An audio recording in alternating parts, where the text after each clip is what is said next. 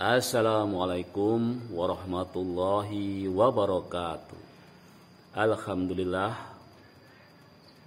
wa syukurillah la haula wa la quwata illa billah. Salam sehat, sehat fisik, mental, sosial dan spiritual.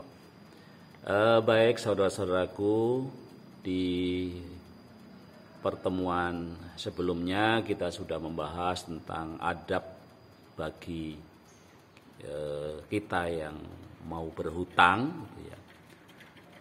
Dan Islam juga mengatur bagaimana adab ketika kita menagih utang. Nah, pada pertemuan ini akan kita bicarakan bagaimana Islam mengatur, ya, bagaimana cara menagih utang yang benar sesuai dengan kaidah-kaidah di Islam. Yang pertama, ya, adab menagih utang dalam Islam adalah menagih hutang saat sudah jatuh tempo sesuai kesepakatan. Ya. Jadi jangan sampai kita belum jatuh tempo, kita sudah kejar-kejar, gitu ya. Walaupun mungkin kita bisa jadi karena ada kebutuhan mendadak tiba-tiba, gitu ya. Kemudian kita baru ingat, oh saya kan punya uang di sana, gitu ya.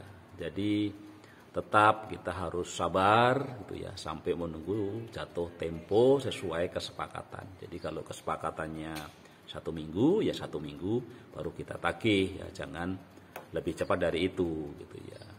Sehingga kita nanti kadang-kadang salah-salah, kita kan juga lagi-lagi walaupun tadi kita katakan yang hutang tidak boleh marah, gitu ya.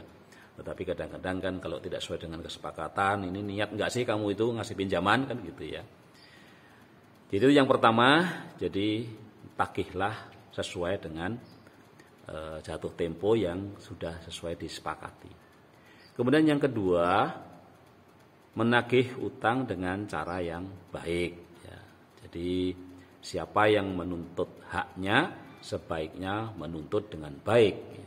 Baik pada orang yang ingin menunaikannya atau pada orang yang tidak ingin menunaikannya. Maksudnya apa? Jadi kita itu memang harus baik, ya, pada orang yang kita tahu seorang ini itu memang akan membayar, gitu ya. Tetapi juga kita harus tetap baik pada orang yang mungkin kita sudah memprediksi orang ini akan enggak memenuhi janjinya, gitu ya. Kan kita bisa melihat, ya, banyak orang yang sudah punya catatan hitam lah, gitu ya. Kalau dia mah pasti menunda bayar utangnya, gitu ya. Jadi tetapi adab kita harus tetap dengan cara yang baik, ya.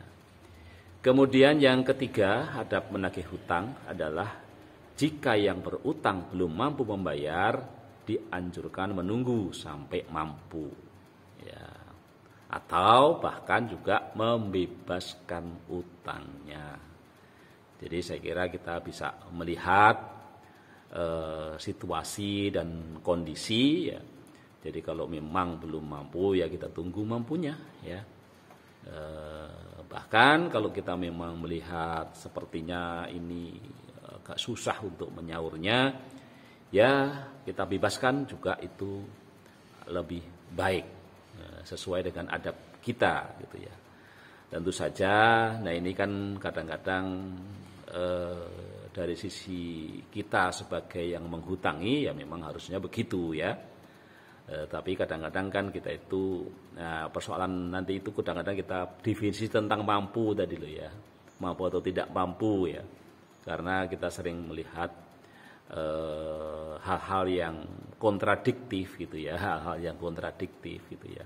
Karena membayar utang tidak mampu, tapi naik motor bagus, naik mobil bagus, ya, bajunya bagus, gitu ya.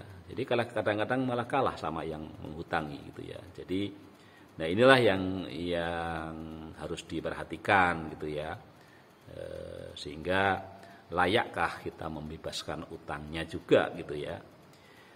Tapi kalau tetap seperti membebaskan, ya baik-baik saja, gitu ya. Toh tetap selalu tangan di atas itu lebih baik daripada tangan di bawah, gitu ya. Dan ketahuilah tadi kita sampaikan ya, orang yang tidak berniat membayar utang padahal dia mampu, itu